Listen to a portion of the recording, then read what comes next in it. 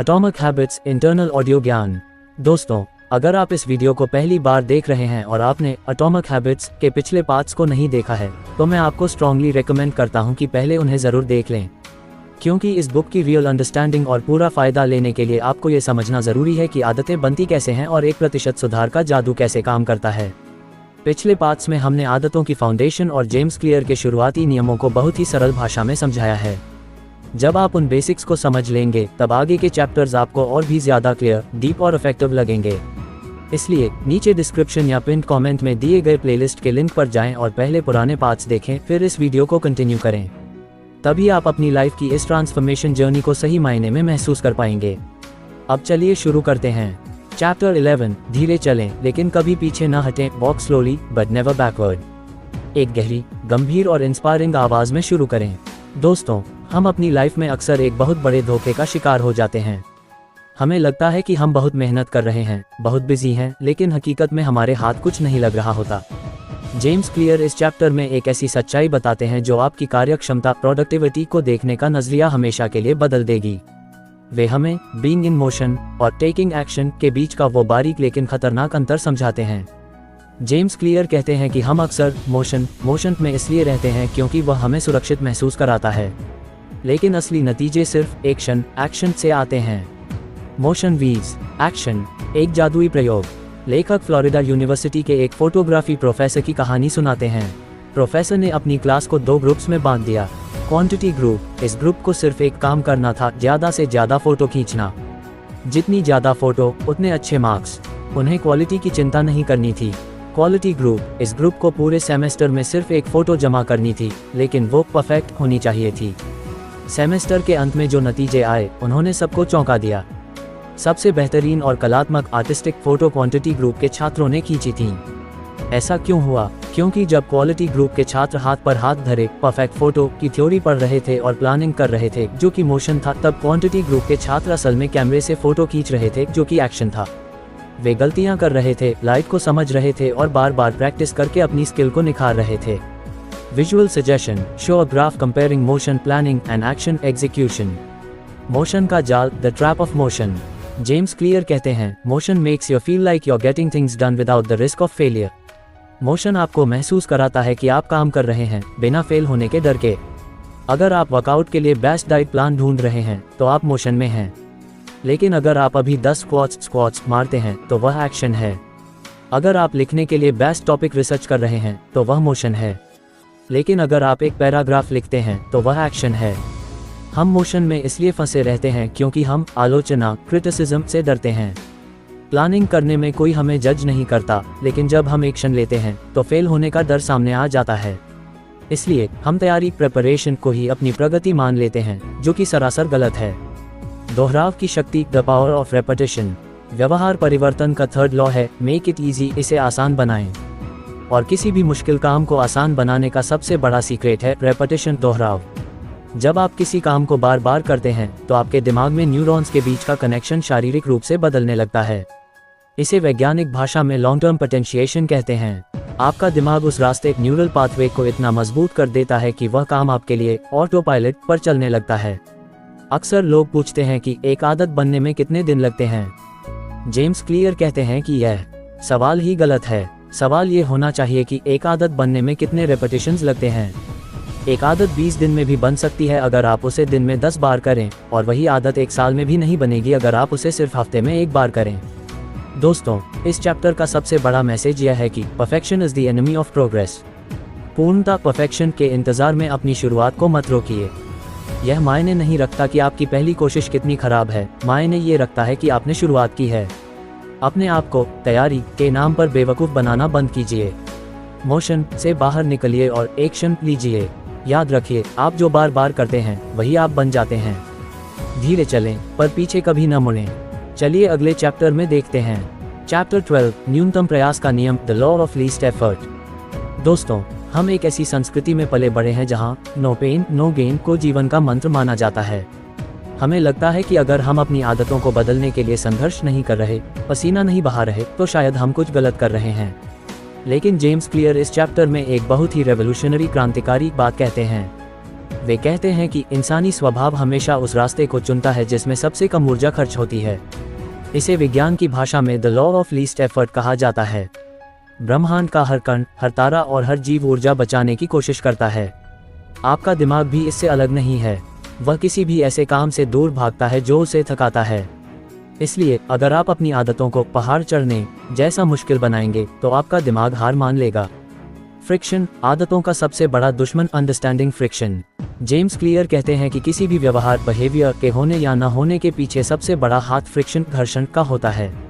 घर्षण वह मानसिक या शारीरिक बाधा है जो किसी काम को शुरू करने के लिए ज़रूरी होती है। जब घर्षण लो होता है तो आदतें आसान हो जाती हैं, जैसे फ़ोन उठाना। जब घर्षण हाई होता है तो आदतें असंभव लगने लगती हैं, जैसे सुबह 4 बजे उठकर जिम जाना। लेखक एक बहुत ही प्रैक्टिकल उदाहरण देते हैं। अगर आप किसी ऐसी सड़क पर रहते हैं जहां आपके घर और ऑफिस के बीच में जिम पड़ता है तो आपके वर्कआउट करने की संभावना 100 गुना बढ़ जाती है। क्यों? क्योंकि वहां फ्रिक्शन कम है। लेकिन अगर आपको जिम जाने के लिए शहर के दूसरे कोने में जाना पड़े तो आपकी इच्छाशक्ति, विल पावर चाहे कितनी भी मजबूत क्यों न हो, एक दिन आप हार मान ही लेंगे। एनवायरनमेंट डिजाइन, भविष्य के लिए तैयारी। Priming the environment. इस समस्या का समाधान क्या है? जेम्स क्लियर कहते हैं कि अपनी इच्छाशक्ति को बढ़ाने के बजाय अपने एनवायरनमेंट को इस तरह डिजाइन करें कि अच्छी आदतें कम से कम प्रतिरोध, लीस्ट रेजिस्टेंस का रास्ता बन जाएं। इसे वे priming the environment for future use कहते हैं। इसका मतलब है आज ही अपने वातावरण को कल की सफलता के लिए तैयार कर देना। अच्छी आदतों के लिए रिड्यूस फ्रिक्शन। अगर आप सुबह हेल्दी स्मूदी पीना चाहते हैं तो रात को ही फल काटकर ब्लेंडर में रख दें। अब सुबह आपको सिर्फ बटन दबाना है।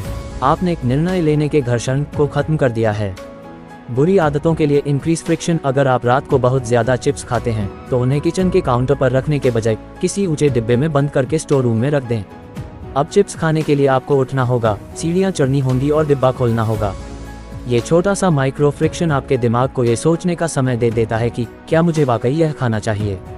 एडिशन बाय सब्ट्रैक्शन, बाधाओं को हटाकर जोड़ना। अक्सर हम अपनी आदतों में नई चीजें जोड़ने की कोशिश करते हैं जबकि हमें उन बाधाओं को घटाने पर ध्यान देना चाहिए जो हमें रोक रही हैं। जेम्स क्लियर कहते हैं कि सफल कंपनियां जैसे अमेज़न या उबर इसी सिद्धांत पर अरबों डॉलर कमा रही हैं। अमेज़न का 1 क्लिक परचेस बटन घर्षण को शून्य कर देता है, जिससे लोग जरूरत से ज्यादा शॉपिंग कर लेते हैं। हमें अपनी जिंदगी में भी यही 1 क्लिक सिस्टम अच्छी आदतों के लिए बनाना होगा। अपनी अच्छी आदतों के रास्ते से हर कंकड़, हर पत्थर हटा दीजिए। काम को इतना सरल बना दीजिए कि आपका आलसी मन भी उसे मना करने का बहाना न ढूंढ सके। दोस्तों, इस चैप्टर का सबसे बड़ा सार यह है कि business of habit formation is not about challenges, it's about convenience. आदत बनाना चुनौतियों के बारे में नहीं बल्कि सुविधा के बारे में है। खुद को अनुशासित, डिसिप्लिन करने के लिए खुद को सजा मत दीजिए, बल्कि अपने वातावरण को इतना स्मार्ट बनाइए कि सही काम करना आपके लिए सबसे आसान विकल्प बन जाए। आज खुद से एक सवाल पूछिए, मैं अपनी सबसे मुश्किल अच्छी आदत को इतना आसान कैसे बना सकता हूँ कि उसे न करना मेरे लिए शर्मिंदगी की बात हो। चलिए अगले चैप्टर में देखते हैं। चैप्टर 13, 2 मिनट नियम से टालमटोल का अंत, the 2 minute rule to stop procrastinating. दोस्तों, हम अपनी जिंदगी में अक्सर ऑल और नथिंग के जाल में फंस जाते हैं। हमें लगता है कि अगर हम जिम जा रहे हैं तो कम से कम 1 घंटा पसीना बहाना जरूरी है, वरना जाने का कोई फायदा नहीं। अगर हम किताब पढ़ रहे हैं तो पूरा चैप्टर खत्म करना ही होगा, वरना रीडिंग का कोई मतलब नहीं। यही वो परफेक्शनिस्ट माइंडसेट है जो हमें काम शुरू करने से रोकता है और प्रोक्रेस्टिनेशन, टालमटोल की बीमारी को जन्म देता है। जेम्स क्लियर इस चैप्टर में व्यवहार परिवर्तन के 3rd law, make it easy का सबसे जादुई और प्रैक्टिकल हथियार पेश करते हैं, द 2 मिनट रूल। ये नियम इतना सरल है कि शुरू में आपको यह मजाक लग सकता है, लेकिन इसकी मनोवैज्ञानिक गहराई आपके जीवन को पूरी तरह से बदल सकती है। The logic of 2 minutes, 2 minute के पीछे का विज्ञान। ये नियम कहता है कि जब आप कोई नई आदत शुरू करते हैं तो उसे करने में 2 मिनट से भी कम का समय लगना चाहिए। लेखक समझाते हैं कि हमारा दिमाग किसी भी बड़े काम को एक खतरे या बोझ की तरह देखता है। जब आप सोचते हैं कि मुझे 10 किलोमीटर दौड़ना है तो आपका दिमाग भारी महसूस करने लगता है और बहाने बनाने लगता है। लेकिन जब आप कहते हैं कि मुझे बस अपने दौड़ने वाले जूते पहनने हैं तो दिमाग को कोई खतरा महसूस नहीं होता। इसे ऐसे बदलें, हर रात 30 मिनट पढ़ाई करना बन जाता है 1 पेज पढ़ना। पूरी अलमारी साफ करना बन जाता है सिर्फ 1 दराज व्यवस्थित करना। 5 मील दौड़ना बन जाता है दौड़ने वाले जूते पहनना और बाहर कदम रखना। The concept of gateway habits, प्रवेश द्वार वाली आदतें। जेम्स क्लियर इसे गेटवे हैबिट्स कहते हैं। एक गेटवे हैबिट वह छोटी सी क्रिया है जो आपको एक बड़े और सकारात्मक रास्ते पर ले जाती है। भौतिकी फिजिक्स में एक सिद्धांत है जिसे इनर्शिया जड़त्व कहते हैं। एक रुकी हुई चीज को चलाने के लिए सबसे ज्यादा ताकत की जरूरत होती है। एक बार जब वो चीज चलने लगती है तो उसे जारी रखना आसान होता है। 2 मिनट नियम आपकी एक्टिवेशन एनर्जी को कम कर देता है। यह उस प्रारंभिक घर्षण इनिशियल फ्रिक्शन को खत्म कर देता है जो आपको सोफे से उठने नहीं देता। एक बार जब आप 2 मिनट के लिए किताब खोल लेते हैं तो संभावना है कि आप उसे अगले 20 मिनट तक पढ़ते रहेंगे। लेकिन यहाँ सीक्रेट यह है कि आपका पूरा फोकस सिर्फ उन पहले 120 सेकंड पर होना चाहिए। Mastering the art of showing up, उपस्थित होने की कला में महारत। लेखक एक बहुत ही दिलचस्प कहानी सुनाते हैं। एक व्यक्ति था जिसने खुद को यह नियम दिया कि वह जिम जाएगा लेकिन 5 मिनट से ज्यादा नहीं रुकेगा। वह जिम जाता, थोड़ी कसरत करता और जैसे ही 5 मिनट होते वह तुरंत बाहर आ जाता। शुरू में लोगों को लगा कि वह पागल है, लेकिन जेम्स क्लियर कहते हैं कि वह व्यक्ति एक बहुत ही गहरी चीज पर काम कर रहा था। वह अपनी आइडेंटिटी, पहचान को मास्टर कर रहा था। वह एक ऐसा इंसान बन रहा था जो चाहे कुछ भी हो जाए जिम जरूर जाता है। एक बहुत ही महत्वपूर्ण बात याद रखिए, a habit must be established before it can be improved. किसी आदत को सुधारने से पहले उसे स्थापित करना जरूरी है। अगर आप जिम की दहलीज तक नहीं पहुंच सकते तो आप कभी बॉडी नहीं बना पाएंगे। अगर आप एक शब्द नहीं लिख सकते तो आप लेखक कभी नहीं बन पाएंगे। 2 मिनट नियम आपको मास्टर ऑफ शोइंग अप बनाता है। द रिचुअलाइजेशन ऑफ एक्शन, कार्य को एक अनुष्ठान बनाना। जब आप किसी बड़ी आदत के शुरुआती 2 मिनट को एक रिचुअल या अनुष्ठान बना लेते हैं तो आपका दिमाग ऑटो पायलट मोड में चला जाता है। आपको निर्णय डिसीजन लेने की जरूरत नहीं पड़ती। जैसे ही आप जूते पहनते हैं आपका दिमाग समझ जाता है कि अब दौड़ने का समय है। ये नियम आपको परफेक्ट होने के दबाव से आज़ाद कर देता है। यह आपको सिखाता है कि एक खराब वर्कआउट न करने वाले वर्कआउट से हमेशा बेहतर होता है। एक पन्ना पढ़ना कुछ न पढ़ने से बेहतर है। दोस्तों, अपनी आदतों को इतना छोटा बना दीजिए कि उन्हें न करना आपके लिए शर्मिंदगी की बात हो। अपनी इच्छा शक्ति, विल पावर को खर्च करना बंद कीजिए और अपनी शुरुआत, स्टार्टअप को आसान बनाइए। आज खुद से वादा कीजिए, आप जिस भी काम को महीनों से टाल रहे हैं उसे आज सिर्फ 2 मिनट के लिए करेंगे। बस जूते पहनिए, बस किताब खोलिए, बस पहला कदम रखिए। क्योंकि बड़ी सफलताएं हमेशा इन छोटे 2 मिनटों के संचय, एक्यूमुलेशन से ही बनती हैं। चलिए अगले चैप्टर में देखते हैं। चैप्टर 14, अच्छी आदतों को अनिवार्य और बुरी आदतों को असंभव कैसे बनाएं। How to make good habits inevitable and bad habits impossible. दोस्तों, पिछले चैप्टर में हमने 2 मिनट रूल के बारे में सीखा जो शुरुआत करने के लिए बेहतरीन है। लेकिन क्या होगा अगर हम अपनी लाइफ को इस तरह डिजाइन कर दें कि हमें अच्छी आदतें निभाने के लिए कोशिश ही न करनी पड़े और बुरी आदतें करना हमारे लिए नामुमकिन हो जाए। जेम्स क्लियर इस चैप्टर में व्यवहार परिवर्तन के 3rd law, make it easy के अंतिम चरण की बात करते हैं। वे हमें सिखाते हैं कि कैसे हम inversion of the 3rd law यानी मेक इट डिफिकल्ट का इस्तेमाल करके अपनी बुरी आदतों को जड़ से खत्म कर सकते हैं। इसके लिए वे एक बहुत ही पावरफुल कॉन्सेप्ट देते हैं, the commitment device. Commitment device, भविष्य के खुद को बांधना। एक कमिटमेंट डिवाइस भविष्य के लिए लिया गया एक ऐसा विकल्प है जो आपको सही रास्ते पर बने रहने के लिए मजबूर कंपेल करता है। यह आपके भविष्य के व्यवहार को लॉक कर देता है। लेखक विक्टर ह्यूगो की एक मशहूर कहानी सुनाते हैं। ह्यूगो को अपनी किताब द हंचबैक ऑफ नोट्रे दाम लिखनी थी, लेकिन वे हफ्तों तक दोस्तों के साथ पार्टी करते रहे और काम टालते रहे। अंत में उन्होंने अपनी अलमारी के सारे कपड़े निकाले और उन्हें एक डिब्बे में बंद करके ताला लगा दिया। उनके पास सिर्फ एक शॉल बची थी। अब चूंकि उनके पास बाहर जाने लायक कपड़े नहीं थे, इसलिए वे घर से बाहर नहीं जा सकते थे। उनके पास लिखने के अलावा और कोई विकल्प नहीं बचा। उन्होंने खुद के लिए एक कमिटमेंट डिवाइस बनाया जिसने बुरी आदत बाहर घूमना को इम्पॉसिबल बना दिया। स्ट्रैटेजिक फ्रिक्शन, घर्षण का सही इस्तेमाल। जैसा कि हमने पहले सीखा था, हम अच्छी आदतों के लिए घर्षण फ्रिक्शन कम करते हैं, लेकिन यहाँ हम बुरी आदतों के लिए घर्षण को इतना बढ़ा देते हैं कि हमारा दिमाग उन्हें छोड़ने में ही भलाई समझता है। सोशल मीडिया की लत, अगर आप इंस्टाग्राम बहुत चलाते हैं तो हर बार इस्तेमाल के बाद उसे लॉग आउट कर दें या ऐप डिलीट कर दें। अब अगली बार चलाने के लिए आपको उसे फिर से डाउनलोड और लॉग इन करना होगा। ये छोटा सा स्ट्रैटेजिक फ्रिक्शन आपकी आदत को तोड़ सकता है। पैसे बचाना, अगर आप फिजूल खर्ची से बचना चाहते हैं तो अपनी सैलरी का एक हिस्सा ऑटो डेबिट मोड पर डाल दें जो सीधा इन्वेस्टमेंट में चला जाए। आपने पैसे खर्च करने की संभावना को ही खत्म कर दिया। द पावर ऑफ ऑटोमेशन, स्वचालन की शक्ति। जेम्स क्लियर कहते हैं कि हम एक ऐसे युग में जी रहे हैं जहां टेक्नोलॉजी हमारी आदतों को ऑटो पायलट पर डाल सकती है। वे इसे वन टाइम एक्शंस कहते हैं, यानी वह काम जो आप सिर्फ एक बार करते हैं लेकिन उसका फायदा आपको सालों तक मिलता रहता है। बेहतर नींद के लिए एक अच्छी क्वालिटी का गद्दा मैट्रेस खरीदना या खिड़कियों पर गहरे रंग के पर्दे लगाना। यह एक बार का एक्शन है जो आपकी नींद की आदत को हमेशा के लिए सुधार देगा। सेहत के लिए छोटे साइज की प्लेट्स खरीदना ताकि आप अनजाने में कम खाना खाएं। फोकस के लिए अपने फ़ोन के नोटिफिकेशंस को हमेशा के लिए बंद कर देना। ये छोटे छोटे ऑटोमेशन आपकी लाइफ से निर्णय लेने की थकान डिसीजन फटीग को ख़त्म कर देते हैं। आपको हर रोज़ यह नहीं सोचना पड़ता कि क्या मुझे आज ये करना चाहिए। आपका सिस्टम आपके लिए फैसला ले चुका होता है। The ultimate goal making failure difficult. अक्सर हम अपनी सफलताओं को अपनी इच्छा शक्ति विल पावर के भरोसे छोड़ देते हैं, जो कि एक बहुत बड़ी गलती है। जेम्स क्लियर का मानना है कि सफलता तब नहीं मिलती जब आप अपनी इच्छाओं से लड़ते हैं, बल्कि तब मिलती है जब आप अपने वातावरण को ऐसा बना लेते हैं जहां फेलियर असफलता बहुत महंगी और मुश्किल हो जाए। जब आप अपनी बुरी आदतों के बीच बाधाएं बैरियर्स खड़ी करते हैं तो आप अपने भविष्य के वर्जन को सुरक्षित करते हैं। आप आज एक ऐसा फैसला लेते हैं जो कल आपको भटकने नहीं देगा। दोस्तों, इस चैप्टर की सबसे बड़ी सीख यह है कि आपको अपनी आदतों का गुलाम बनने की ज़रूरत नहीं है। आप अपनी आदतों के आर्किटेक्ट बन सकते हैं। अपने वातावरण में कमिटमेंट डिवाइसेस का इस्तेमाल कीजिए और तकनीक को अपना गुलाम बनाइए। अच्छी आदतों को इतना आसान बना दीजिए कि वे इनेविटेबल अनिवार्य हो जाएं और बुरी आदतों को इतना कठिन कि वे इम्पॉसिबल हो जाएं। याद रखिए, सिस्टम हमेशा इच्छा शक्ति से जीतता है। चलिए अगले चैप्टर में देखते हैं। चैप्टर 15 व्यवहार परिवर्तन का मुख्य नियम the cardinal rule of behaviour change. दोस्तों, क्या आपने कभी सोचा है कि क्यों हम उन कामों को करने के लिए खींचे चले जाते हैं जो हमारे लिए हानिकारक हैं, जबकि अच्छी आदतों को अपनाने में हमें पसीना आ जाता है। जेम्स क्लियर इस चैप्टर में मानव मनोविज्ञान की उस कोडिंग को डिकोड करते हैं जो हमारे हर फैसले के पीछे छिपी है। वे व्यवहार परिवर्तन का चौथा और सबसे महत्वपूर्ण नियम देते हैं, इसे संतोषजनक बनाएं, मेक इट सैटिस्फाइंग। पिछले 3 नियमों स्पष्ट बनाना, आकर्षक बनाना और आसान बनाना ने हमें सिखाया कि आदत को शुरू कैसे करें। लेकिन ये 15वां चैप्टर उस गोंद ग्लू के बारे में है जो उस आदत को आपकी लाइफस्टाइल से चिपकाए रखेगा।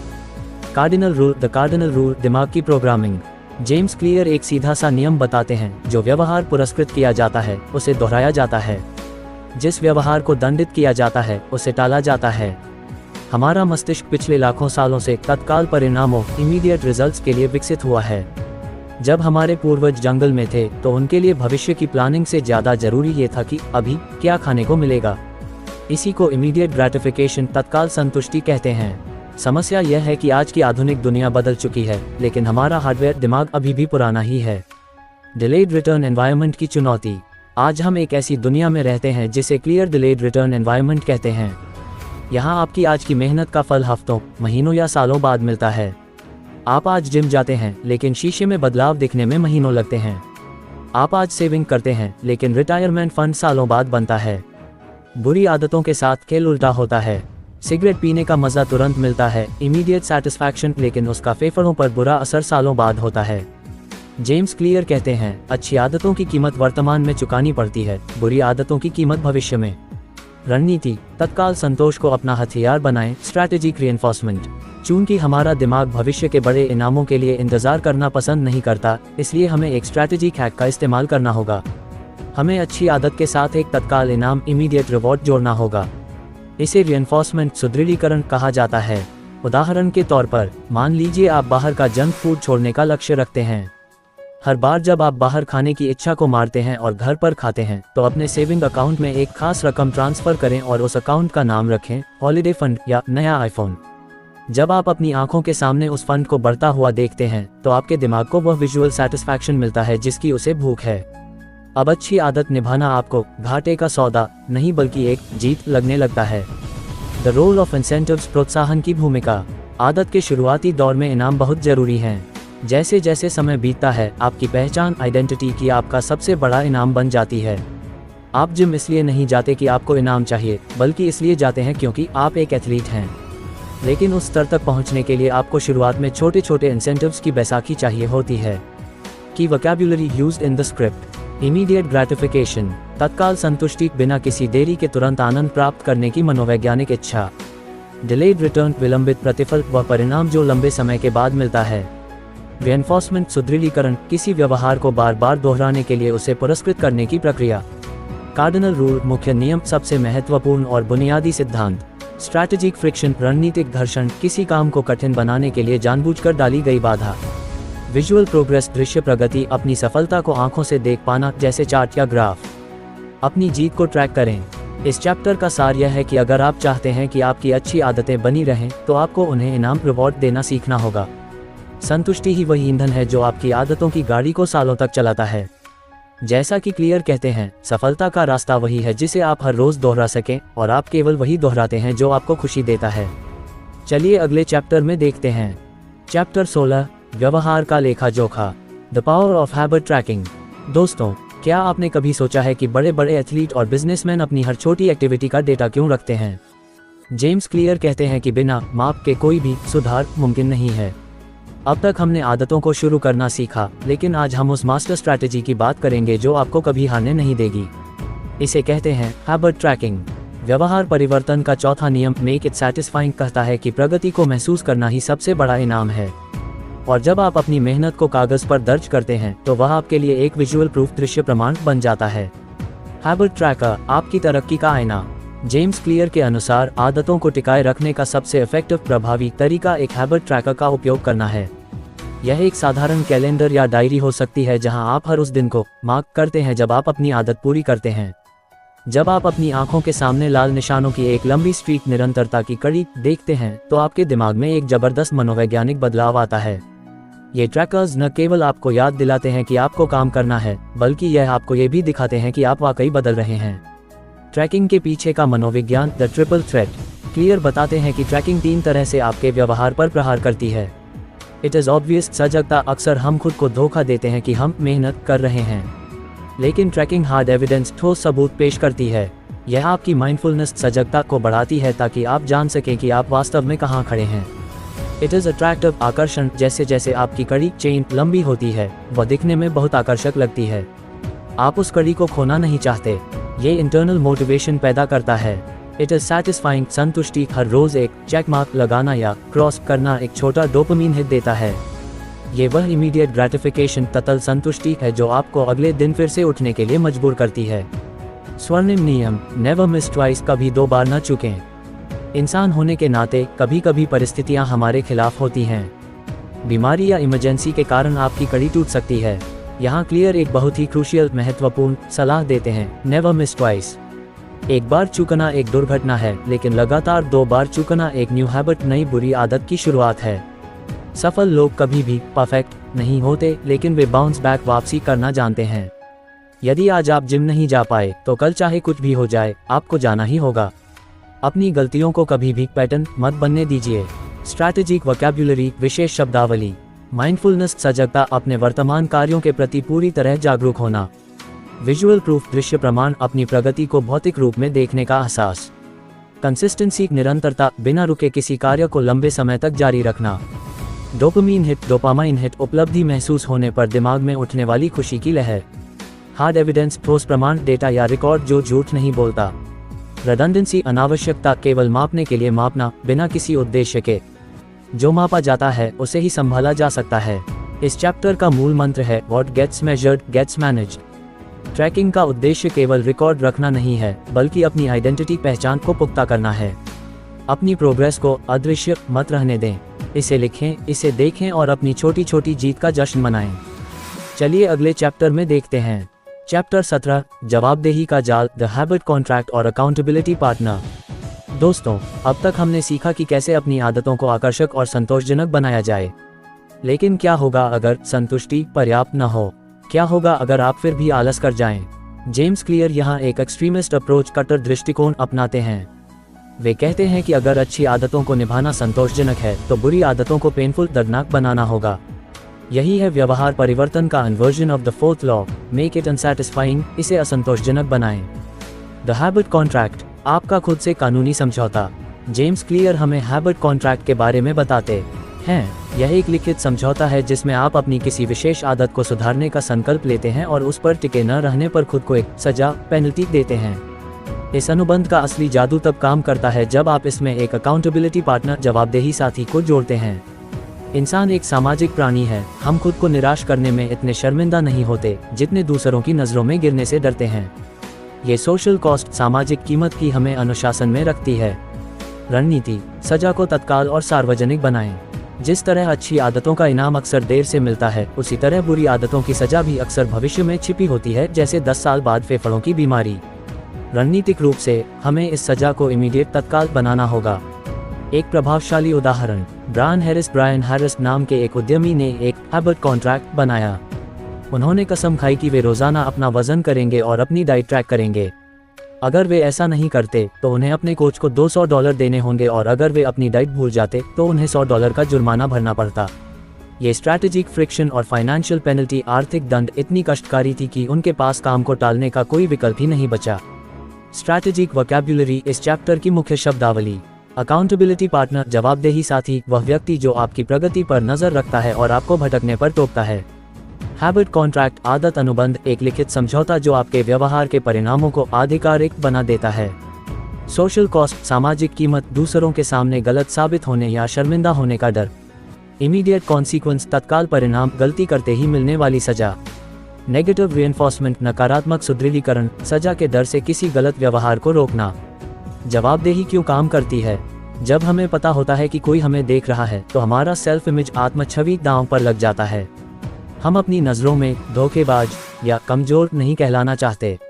एक जवाबदेही साथी होने से कार्य की साइकोलॉजिकल कॉस्ट, मनोवैज्ञानिक लागत बढ़ जाती है। अब सिर्फ आलस करना आपका निजी मामला नहीं रह जाता, बल्कि यह आपके साथी के साथ किए गए वादे का अपमान बन जाता है। अपनी विफलता को महंगा बनाएं। जेम्स क्लियर इस चैप्टर को एक कड़वे सच के साथ खत्म करते हैं, हम अपनी इच्छाशक्ति के भरोसे नहीं रह सकते।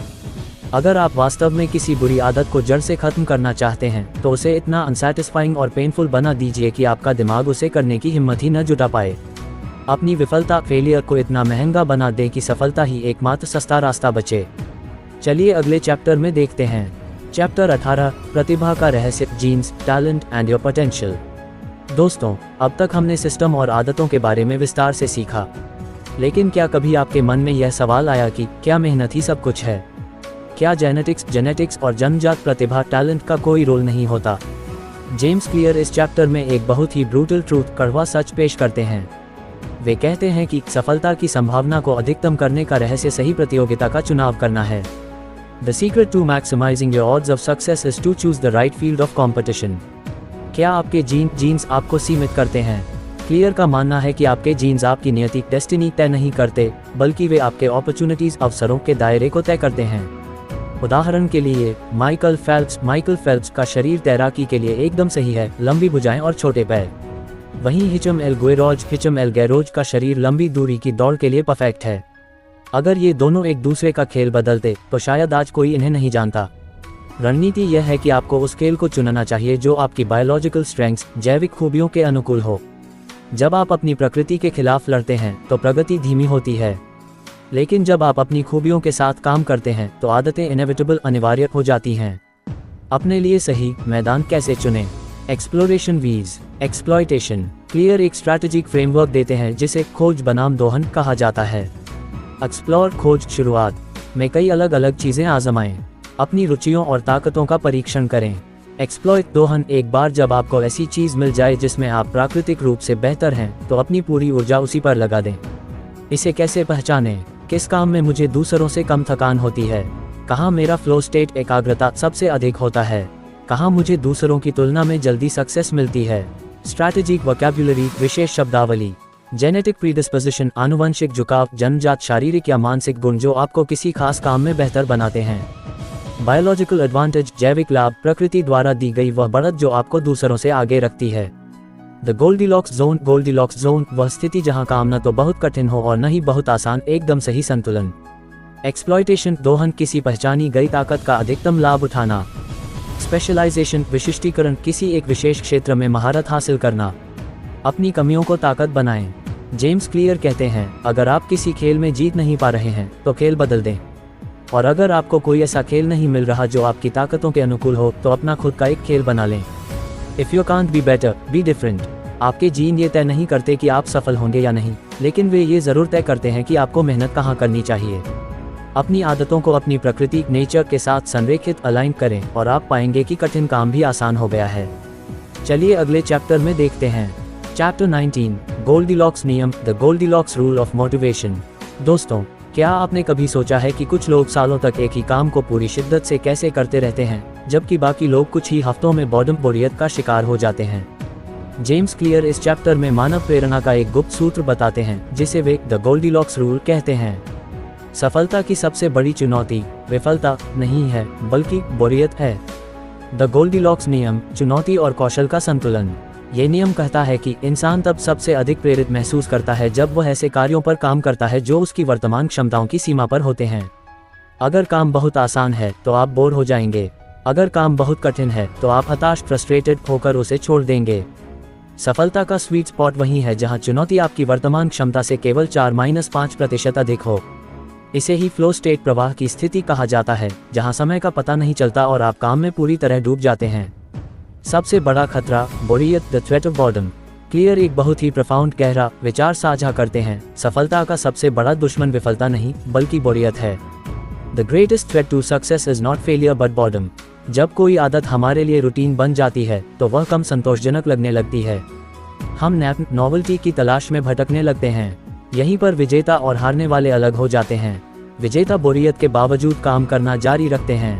वे अपनी आदत को ऑटोमेट करने के बाद भी उसमें छोटे छोटे सुधार, स्मॉल गेन्स ढूंढते रहते हैं। स्ट्रैटेजिक वोकैब्युलरी इस चैप्टर की मुख्य शब्दावली। गोल्डीलॉक्स रूल, गोल्डीलॉक्स नियम, वह सिद्धांत जो संतुलन की बात करता है, न बहुत सरल न बहुत कठिन। फ्लो स्टेट प्रवाह की स्थिति, पूर्ण एकाग्रता की मानसिक स्थिति जहां काम स्वतः होने लगता है। नॉवेल्टी, नयापन, नई चीजों या अनुभवों के प्रति इंसानी आकर्षण। ऑप्टिमल डिफिकल्टी, इष्टतम कठिनाई, चुनौती का वह स्तर जो आपको थकाए बिना प्रेरित रखे। वेरिएबल रिवॉर्ड, परिवर्तनशील इनाम, अनिश्चित अंतराल पर मिलने वाला इनाम जो जिज्ञासा बनाए रखता है। रणनीति, बोरियत के साथ दोस्ती, being a professional. James Clear कहते हैं कि एमेटर्स, शौकिया लोग तब काम करते हैं जब वे प्रेरित महसूस करते हैं, लेकिन प्रोफेशनल्स, पेशेवर लोग तब भी काम करते हैं जब वे थके हुए या बोर होते हैं। यदि आप अपनी आदत को लंबे समय तक टिकाना चाहते हैं तो आपको falling in love with boredom, बोरियत से प्यार करना सीखना होगा। जब हर दिन एक जैसा लगे, जब जिम जाना या लिखना एक बोझ लगने लगे, तब भी वहां उपस्थित होना, शोइंग अप ही आपकी असली जीत है।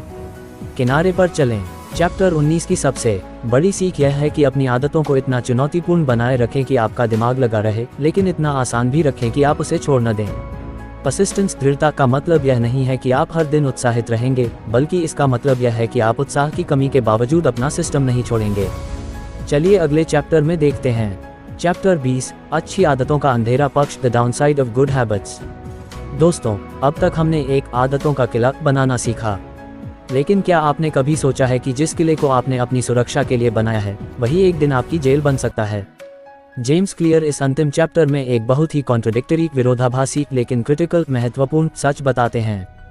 वे कहते हैं कि आदतों का फायदा यह है कि हम बिना सोचे काम कर सकते हैं, लेकिन उनका नुकसान यह है कि हम सुधार करना बंद कर देते हैं। यही है the downside of good habits. Mastery equals habits your deliberate practice. जब आप किसी काम में माहिर हो जाते हैं तो वह ऑटो पायलट पर चला जाता है, लेकिन ऑटो पायलट पर होने का मतलब यह नहीं है कि आप बेहतर हो रहे हैं। इसका मतलब केवल यह है कि आप उस काम को बस कर रहे हैं।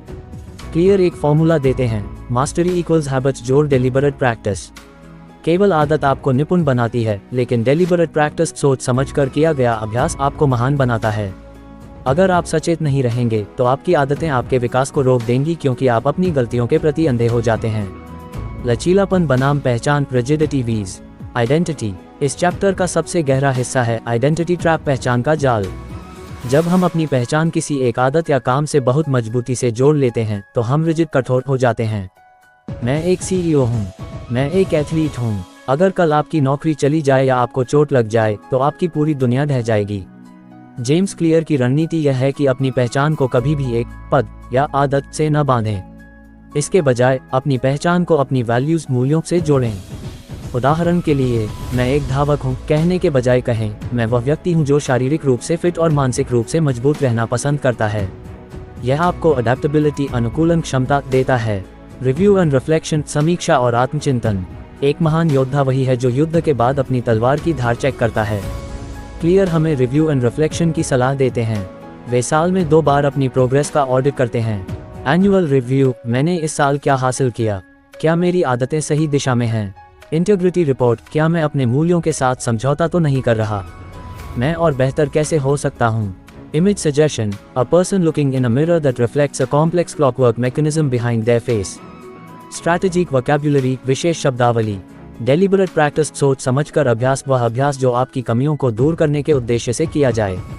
Rigidity, कठोरता, बदलाव को स्वीकार न करने की स्थिति.